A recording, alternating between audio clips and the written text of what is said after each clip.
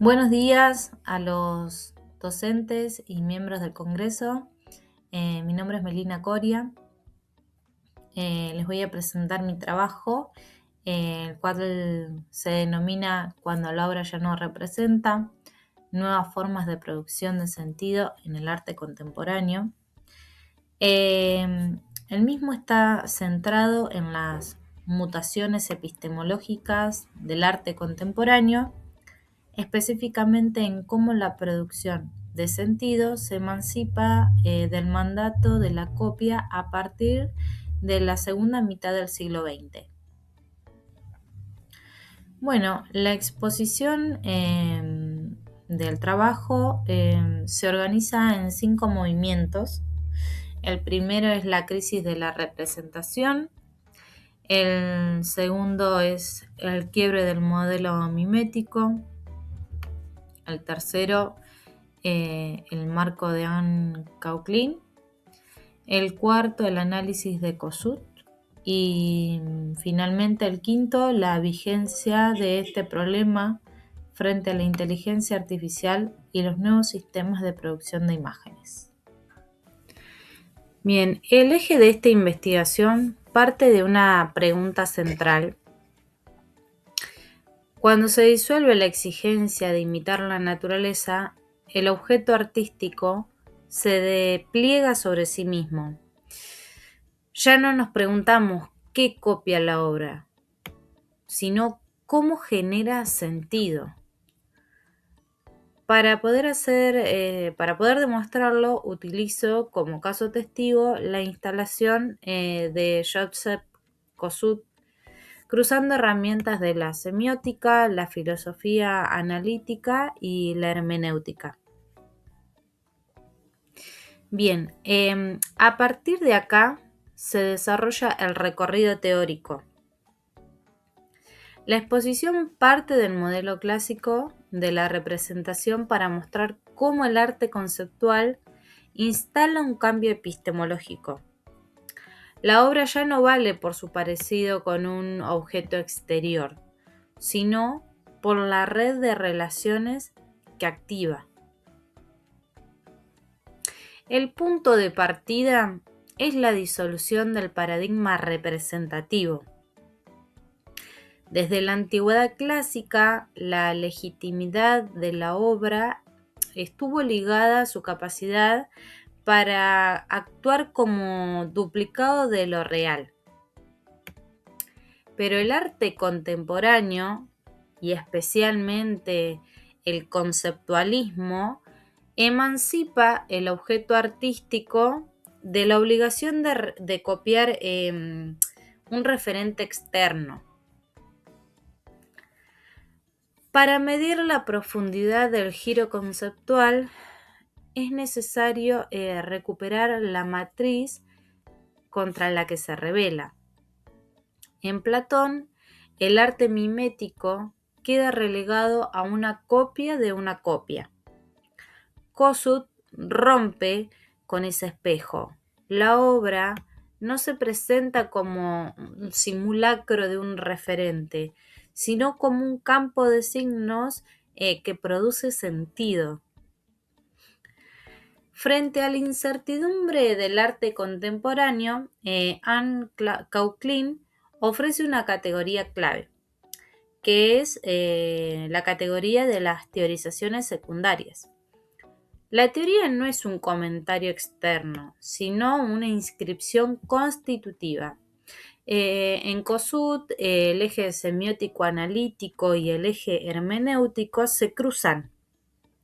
Y hay un rigor lógico del signo, pero también hay una apertura de sentido. Kossuth orquesta una deconstrucción semiótica en vivo. Él, al confrontar objeto físico, imagen y definición, anula la primacía de la representación tradicional. La fotografía ya no se oculta como una copia, aparece como un código visual. La definición tampoco es neutral, evidencia que el lenguaje ordena la realidad. La obra ocurre en el espacio mental que conecta los tres elementos. El concepto de intersticio es central. El sentido no está en la madera, ni en el papel, ni en la fotografía por separado. Surge de la relación. La obra es tautológica porque no busca representar otra cosa. Habla de sí misma como un sistema de representación y de los lenguajes que la hacen legible. La emancipación de la copia tiene un antecedente en Hegel, para quien la imitación de la naturaleza es insuficiente. Adorno radicaliza este diagnóstico. En el arte contemporáneo nada es evidente. En Kossuth, la ausencia de belleza formal no empobrece la obra. Por el contrario, preserva su contenido crítico al obligar al pensamiento a enfrentar la opacidad de sus sistemas de significación. Frente a quienes acusan al arte conceptual de frío o autorreferencial, la hermenéutica permite comprender la obra como un casi sujeto. Heidegger aporta la idea de desocultamiento, Gadamer la estructura dialógica del juego y Ricoeur la innovación semántica. La obra no clausura el sentido, lo mantiene abierto en cada interpretación. Elena Oliveras permite comprender que el conceptualismo no cancela la potencia metafórica, sino que la desplaza. Kossuth produce un shock perceptivo. Vemos una silla, pero también vemos una idea, una palabra, una imagen y una institución que prohíbe el uso ordinario del objeto. La metáfora se vuelve así lingüística y conceptual. Bueno, acá hay una cita que está en inglés, pero que claramente, tiene una traducción bastante sencilla, ¿no? Que es del artista en cuestión, y donde esta cita permite ubicar el gesto de Kossuth dentro del marco del arte conceptual. La obra no depende de la apariencia ni de la mano del artista como garantía de autenticidad, sino que su núcleo está en la pregunta por la definición del arte y por la producción de significado. Por eso el texto del artista no funciona como un comentario externo, sino como un material teorizante.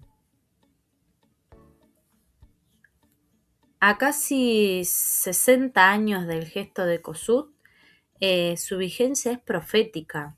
En nuestra era actual, signada por la inteligencia artificial, donde un algoritmo crea una imagen hiperrealista a partir de una palabra, la pregunta sobre el signo y el referente es más urgente que nunca. Además, la obra no elimina lo sensible, genera una tensión corporal profunda en el espectador que desea usar la silla física, pero que se ve frenado por la institución museística. El arte conceptual transmuta la obra en un acontecimiento del lenguaje y el pensamiento. Un tejido abierto que se actualiza y expande sus ondas de sentido de manera infinita cada vez que un intérprete acepta jugar su juego. Para concluir y tomando como referencia lo dicho anteriormente, sostengo que la crisis de la representación no debe leerse como una pérdida del valor estético, sino más bien como la conquista de una autonomía ontológica. Una y tres sillas transforma el estatuto de la obra y del espectador. Ya no hay un objeto mudo frente a un contemplador pasivo, sino un dispositivo discursivo que abre mundos y exige interpretación. Muchas gracias por su tiempo y su atención.